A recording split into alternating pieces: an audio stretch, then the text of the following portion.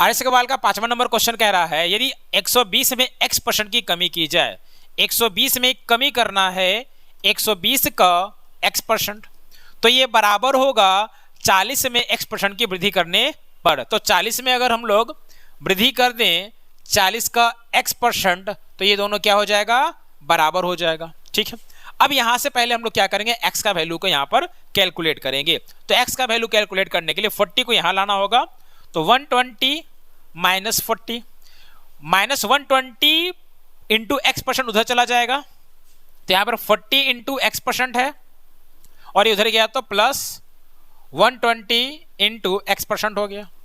अब ये 40 into x% और ये 120 इंटू x%, इसको अगर हम ऐड कर दें तो सबसे पहले क्या करते हैं, 120 में 40 को माइनस कर लेते हैं। तो 120 में 40 को माइनस करें तो क्या होगा, 80 होगा। और ये 40 प्लस 120 क्या हो जाएगा हमारा, 160 इंटू x%, यानी कि 160 का x% क्या है, 80 है। तो 80 जो है वो 160 का 50% है, यानी कि x का वैल्यू यहां पर क्या हो गया, 50 हो गया। आगे क्या कह रहा है, तो 210 का x%, तो 210 का x% कहने का मतलब है 210 का 50%, तो 210 का 50% हो जाएगा 105। आगे क्या कहता है, 180 का x प्लस 20 कहने का मतलब है 50 प्लस 20 70%। तो 180 का अगर 70% अगर निकालते हैं तो हमारा 18 7 जा 126 हो जाएगा। ठीक है, अब क्या कहता है, यानी कि 210 का x% 180 के x प्लस 20% से कितना प्रतिशत कम है। तो ये कितना कम है, 126 से कितना कम है, 21 कम है। अब गुना कर दीजिए यहां पर 100। अब इसको सिंपली सोल्व कर लीजिए। देखिए 3 से कटेगा, 3 सत्ते 21 और ये 3 चौके 12, 3 दूना का 6, 2 से इसको हम काटेंगे तो ये 7 से इसको हम काटेंगे 7 6 42, फिर हम 2 से काटेंगे तो ये 3 बार में जाएगा और ये 50 बार में जाएगा। तो हमारा आंसर क्या निकल कर आया है, 50/3 आया है। इसको हम लोग क्या लिखेंगे, 16.2/3%, जो कि हमारा ऑप्शन नंबर ए में दिया हुआ है। अगला क्वेश्चन यहाँ पे क्या कह रहा है, एक दिन का कितना प्रतिशत 30 मिनट होगा। तो 30 मिनट कितना परसेंट है, तो 30 को लिख देंगे हम लोग ऊपर। अब एक दिन में कितना मिनट होता है, तो एक दिन में पहले 24 घंटा होता है और हर घंटा में 60 मिनट होता है। तो यहाँ पर 60 से गुना कर देंगे, क्योंकि परसेंटेज बताना 100 से क्या करना होगा, गुना करना होगा।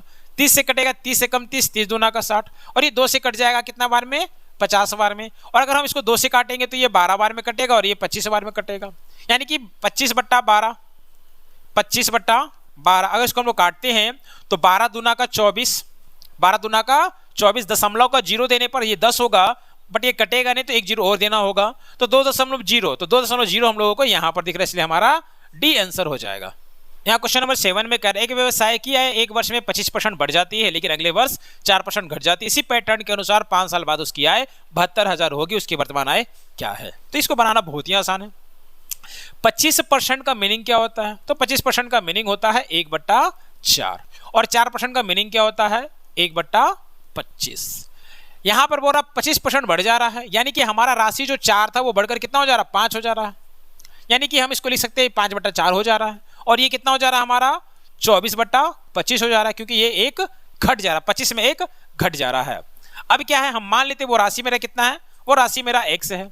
पहले क्या हुआ, ये 25% बढ़ गया यानी कि 5/4 हो गया, फिर क्या है ये 4% घट गया यानी कि 24/25 हो गया, फिर यही हुआ, क्या हुआ 5/4, फिर 24/25, और फिर लास्ट में 5/4, और इसका वैल्यू कितना आ रहा है, 72,000 आ रहा है।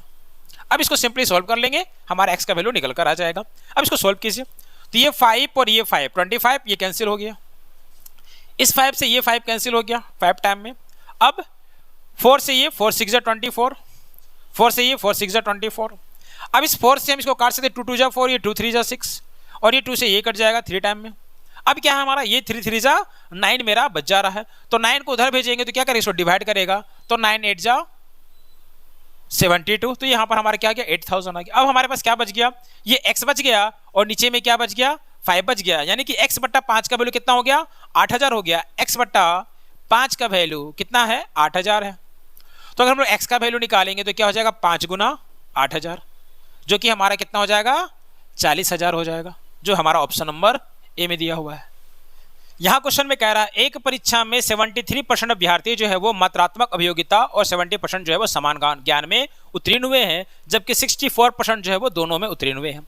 यदि 6300 अभ्यर्थी दोनों विषयों में अनुत्तीर्ण हुए हो तो परीक्षार्थियों की कुल संख्या आपको यहाँ पर बताना है। इसको हम लोग बनाएंगे वेन डायग्राम के हेल्प से। ये पहला सर्कल जो है वो किसको दिखाता है, तो ये सर्कल मान के चलिए समान ज्ञान को दिखाता है।